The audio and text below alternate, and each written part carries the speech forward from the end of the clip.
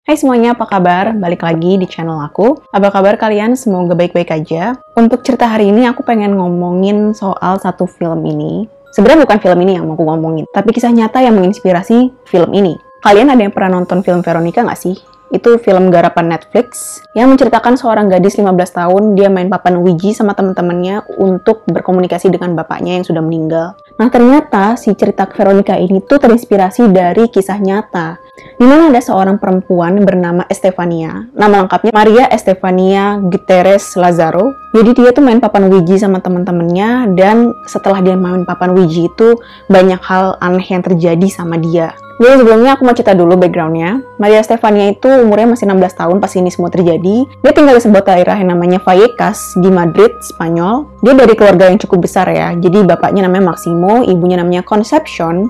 Terus dia punya saudara-saudara yaitu Querubina, Marianela, Ricardo, Maximiliano, dan yang terakhir adalah Jose Luis. Suatu hari, mereka semua sekeluarga ini pulang kampung karena bapaknya Concepcion itu lagi sakit keras. Jadi mereka kayak mau nengokin kakeknya mereka gitu. Lucunya nih ya, hubungannya si Concepcion sama bapaknya ini kurang baik karena ternyata bapaknya Concepcion tuh nggak suka karena Concepcion tuh nikah sama suaminya yang sekarang, sama si Maximo ini.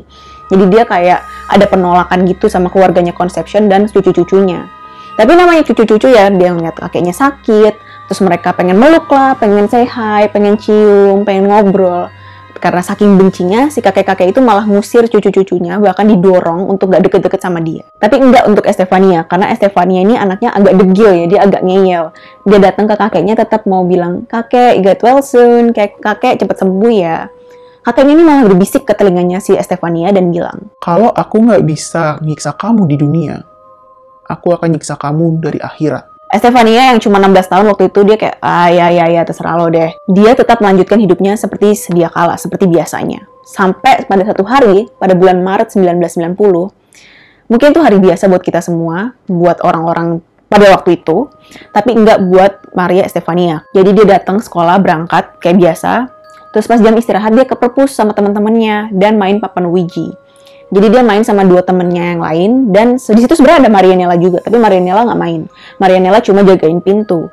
Mereka mainlah papan Ouija, terus mereka pakai gelas sebagai penunjuknya. Mereka memanggil satu arwah ini yang namanya Veronica. Tiba-tiba gelas pecah dan arwah bilang kalau gue udah di sini, aku sudah di sini. Dan arwah tersebut, si Veronica ini bilang kalau dia adalah jelmaan dari kakeknya Estefania. Tiba-tiba dari papan Ouija keluar asap yang masuk ke hidungnya si Estefania. Terus dia pingsan, teman-temannya jadi pada takut, Marianela tuh takut, mereka berusaha untuk keluar, tapi tiba-tiba kayak rak buku geseran, korden tuh kebuka ketutup, ada rak buku yang ngalangin pintu sampai pintu tuh nggak bisa dibuka. Mereka teriak-teriak minta tolong sampai akhirnya ada satu gurunya yang namanya Bu Dolores. Bu Dolores berusaha buka pintu dari luar dan akhirnya berhasil dibuka. Pas Bu Dolores masuk ke dalam perpus, dia lihat papan Ouija, dia kaget banget dan dia marah sama murid-murid itu. Karena papan Ouija itu bahaya banget. Kalian tuh nggak tahu apa yang kalian ambil, kalian tuh nggak tahu apa yang kalian mainkan, kalian tuh nggak tahu apa yang kalian panggil. Dan Bu Dolores ini benar, semenjak saat itu Estefania berubah 180 derajat.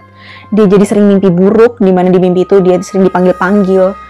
Terus karena mimpi buruk itu dia jadi susah tidur kan. Karena dia nggak bisa tidur itu, dia akhirnya jadi cranky, jadi sensitif karena kurang tidur. Terus dia juga sering kejang-kejang selama 15-20 menit sambil menggeram bahasa-bahasa asing. Tiap dia udah sadar dari kejang-kejangnya, dia selalu ditanya, "Apa yang kamu lihat?" Dia cuma bilang, "Aku cuma kayak rasa mimpi doang, jalan di lorong, dan di lorong itu banyak orang yang manggil-manggil nama aku." Pernah juga suatu malam tuh melayang pas lagi tidur. Jadi dia keangkat dari tempat tidurnya, dan yang lihat tuh Marianela, karena Marianela tidur sekamar sama si Estefania. Pernah juga suatu hari si Estefania ini lagi nyetrika di kamar mandi belakang. Terus dia jerit karena dia bilang dia lihat bayangan hitam. Ibunya si Concepcion tuh buru-buru masuk ke kamar mandi dong untuk nenangin anaknya. Terus dia ngerasain kalau suhu di kamar mandi itu tiba-tiba dingin banget. Setrikaan tuh sampai dingin, mereka pegang tuh setrikaan tuh dingin loh. Tuh setrikaan panas loh, tiba-tiba jadi dingin. Lalu pintu kamar mandi tiba-tiba ketutup dan kayak kekunci dari luar. Mereka berusaha minta tolong bukain sama siapapun yang ada di luar, sampai ayahnya datang dan mau ngedobrak si pintu itu. Tapi baru aja Maximo ini mau menendang pintu, tiba-tiba pintu udah kebuka sendiri. Tapi emang yang bagian parahnya tuh adalah si Estefania ini sering banget kejang-kejang. Sampai akhirnya sama keluarga ini, seperti keluarga rasional lainnya, Estefania dibawa ke rumah sakit. Mereka ngiranya kalau si Maria Estefania ini ada penyakit kejang-kejang, karena Concepcion itu punya keturunan penyakit kejang-kejang juga. Ini yang aku mau tanyain ya. Kenapa kalau kalian tahu anak kalian kesurupan dibawanya ke dokter, dibawanya ke rumah sakit? Emangnya kalau udah ketemu dokter, jin dalam badan anak itu bakalan keluar? Emangnya kalian pikir iblis bakal keluar dari tubuh manusia kalau misalnya dikasih antibiotik 3 kali sehari? Kesel banget. Dan bener aja dong, dokter nggak ada yang tahu apa yang terjadi sama Estefania. Mereka bilang mereka nggak bisa mastiin apa penyakitnya dan itu bukan epilepsi. Tapi untuk on the safe side ya, untuk amannya aja, mereka kasih obat epilepsi ke Estefania. Tapi yang seperti kita semua tahu, kalau itu semua tidak berhasil. Sampai pada suatu hari, kayaknya Estefania udah capek banget sama dia sering kejang-kejang, dia bilang ke orang tuanya, Kalau aku meninggal nanti, tolong dong foto aku sama foto ayah dipasang di peti. orang tua mana yang ikhlas anak yang ngomong kayak gitu? Tapi mereka juga nggak punya penjelasan apa yang terjadi sama Estefania. Dan puncaknya nih, pas bulan Juli tahun 1991, Estefania kejang-kejang lagi, dan kali ini dia nyerang kakaknya si Marianella. Hal tersebut terjadi dengan frekuensi yang cukup sering, sampai pada tanggal 13 Juli 1991, Estefania bilang ke orang tuanya, Mah, Pah, aku merasa bentar lagi aku bakal meninggal deh.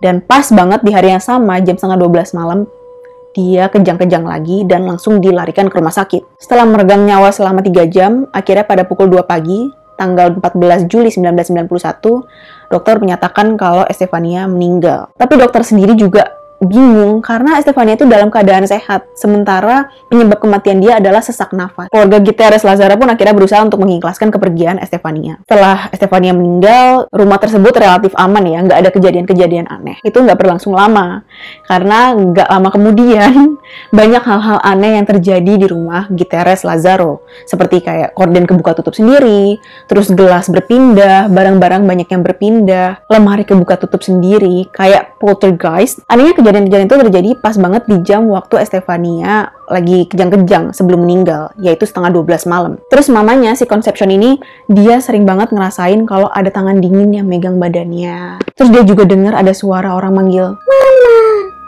Mama! Lalu mereka juga lihat ada bayangan hitam di kamar mandi belakang, yang mana akhirnya sama Maximo kamar mandi itu ditutup dan dikunci dan nggak pernah dipakai lagi. Dan yang paling epic adalah mereka dengar suara ketawa yang mana terdengar seperti suara orang tua tertawa. Mereka juga mikir jangan-jangan itu ayahnya Concepcion yang sudah meninggal. Puncak dari gangguan ini adalah ketika si Concepcion udah nggak bisa bangun lagi tempat tidur karena dia merasa ada yang nahan. Terus anjing keluarga mereka dilempar ke udara, anak-anaknya tuh dilemparin gelas kepalanya, sering ada ketukan-ketukan aneh di pintu depan, dan juga salib-salib yang terbalik. Hal-hal aneh tersebut bikin satu keluarga ini parno dan gak berani untuk tidur di kamar masing-masing. Akhirnya mereka ambil matras dari kamar mereka dan tidur di ruang tengah rame-rame. Udah capek banget nih keluarga ini. Mereka akhirnya memutuskan, oke kita panggil Cenayang aja. Cuma sayangnya Cenayang-Cenayang itu pada licik. Mereka tuh akhirnya nge-charge mereka dengan harga yang mahal, ngasih harga yang mahal. Sementara Cenayang-Cenayang itu kerjanya nggak ada yang bener. Kamar mandi yang di belakang itu portalnya arwah-arwah. Banyak banget makhluk di sini termasuk ayah kamu. Kita sih tadi udah berusaha untuk ngusir ya, cuma nggak bisa, mereka terlalu kuat. Jadi mohon maaf lahir batin. Sampai pada satu hari, bulan November tahun 1992, Marianella sama Cherubina ini lagi di kamar dan mereka ngeliat ada bayangan hitam melata di lantai. Bayangan hitam ini berduri dan dia pakai baju biarawan. Kalau di Indonesia mungkin kita bilangnya kayak semacam siluman ya. Dan dua cewek ini ngelihat siluman itu ngelemparin boneka-boneka ke arah mereka. Bayangin gak sih, kasihan kalian, mereka masih kecil, terus dilemparin sama barang yang gak kasat mata, dilemparin boneka, kan nyebelin banget. Terus pas mereka udah nyalain lampu, bayangan itu hilang, siluman itu hilang. Sampai pada akhirnya satu keluarganya juga akhirnya ngelihat satu siluman ini. Jadi dia juga pernah nampakin dirinya ke keluarga tersebut ya, ke keluarga Gutierrez Lazaro. Tanda-tanda kalau misalnya si siluman ini mau datang, suhu ruangan tuh tiba-tiba dingin banget, walaupun di luar panasnya kayak oven. Selain kejadian-kejadian tersebut, sebenarnya ada pembuktian-pembuktian lain. Salah satunya adalah Concepcion pernah naruh tepung, nebarin tepung gitu di lantai sebelum tidur, dan paginya setelah bangun tidur, dia lihat kalau banyak banget jejak-jejak sepatu di atas tepung tersebut. Pernah juga satu keluarga itu mereka pergi, nah pintu-pintu tuh semua ditali-tali. Tapi pas balik dari pergi, mereka lihat kalau tali-tali itu udah terputus semuanya. Karena udah nggak tahan, keluarga Gutierrez Lazaro akhirnya menelpon polisi. Polisi datang, mereka nanya, ini ada apa nih, kenapa kalian ngumpulnya di luar? Keluarga itu bilang, kita udah nggak tahan sama rumah ini, tolong cek itu ada apa di dalam rumah kita. Akhirnya polisi-polisi ini termasuk sama inspektornya, mereka masuk ke dalam rumah, dan mereka ngerasa sesuatu yang aneh sama rumah tersebut. Suhunya dingin, hawanya nggak enak, terus bau. Bahkan salah satu anggota polisi dia mau memuntah karena saking baunya nggak enak. Mereka juga menemukan poster yang dicakar. Mereka juga menemukan fotonya Estefania yang terbakar.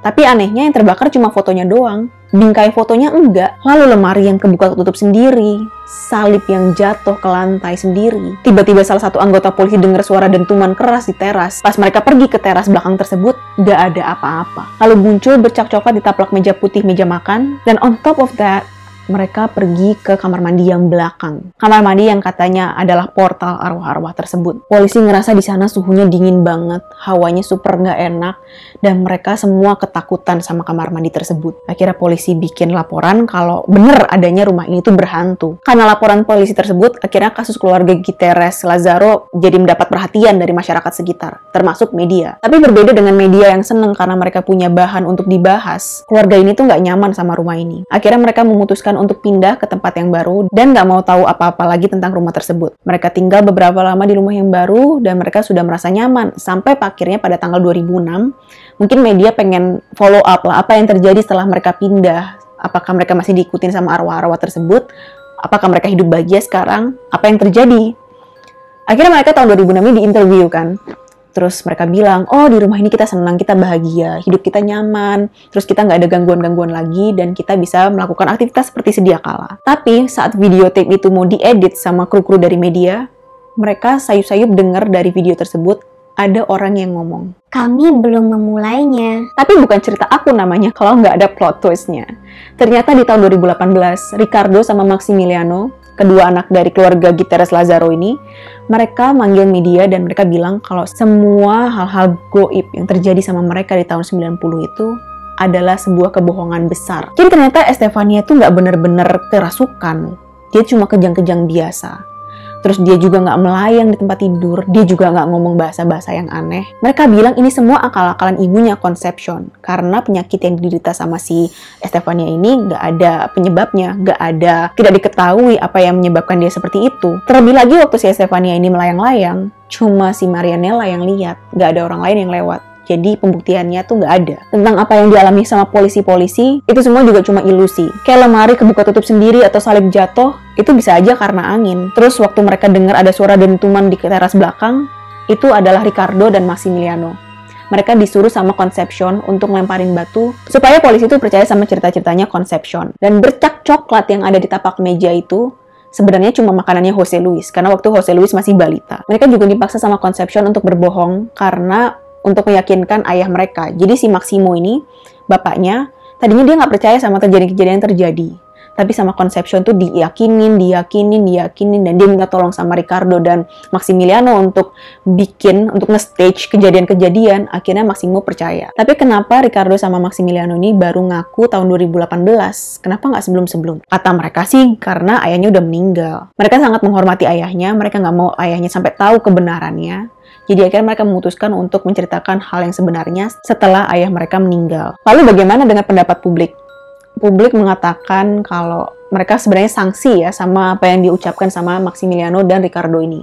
Karena Maximiliano sama Ricardo ini, mereka ketahuan kalau mereka punya catatan kriminal yang cukup banyak. Dan publik juga berasumsi kalau Maximiliano dan Ricardo ini bikin-bikin cerita aja, ngarang-ngarang cerita, supaya cerita mereka dibahas lagi sama publik, supaya mereka dapat interview dan mereka dapat duit. Karena ternyata mereka tuh terkenal untuk mematok harga yang cukup tinggi setiap interview yang mengenai kejadian di rumah mereka yang dulu. Tapi masalahnya ada teori yang kedua. Ini aku nemu dari Reddit. Jadi ada sekumpulan orang yang ngomongin tentang kejadiannya si Maria Estefania ini. Ada yang bilang kalau kemungkinan besar filter karbon monoksida di apartemen tersebut bocor. Jadi buat kalian yang kalau nggak tahu, di apartemen tuh setiap apartemen tuh mereka harus punya filter untuk karbon monoksida. Karena ruangan mereka tertutup, kurangnya exhaust, kurangnya ventilasi, apartemen tuh jadi harus punya filter untuk ngefilter karbon monoksida. Mungkin filter itu rusak atau apa, akhirnya karbon monoksida menyebar di ruangan dengan level yang rendah. Tapi walaupun levelnya rendah, kalau tiap hari mereka menghirup karbon monoksida, itu bisa menyebabkan halusinasi, paranoia, bahkan bisa menyebabkan kematian. Jadi mungkin nggak sih sebenarnya Estefania ini meninggal karena dia keracunan gas karbon monoksida? Mungkin nggak satu keluarga itu semuanya juga halu karena mereka keracunan gas karbon monoksida. Setelah mereka pindah, baru mereka jadi sehat, mereka nggak halu lagi. Oke, segini dulu cerita aku hari ini. Kalian komen di bawah, menurut kalian apa yang terjadi sama keluarga Gutierrez Lazaro? Apakah ini semuanya buatan Concepcion? Apakah rumah ini beneran berhantu? Atau jangan-jangan teori karbon monoksida itu yang benar? Kalau kalian suka video ini, jangan lupa like, subscribe, and I'll see you on my next video. Bye!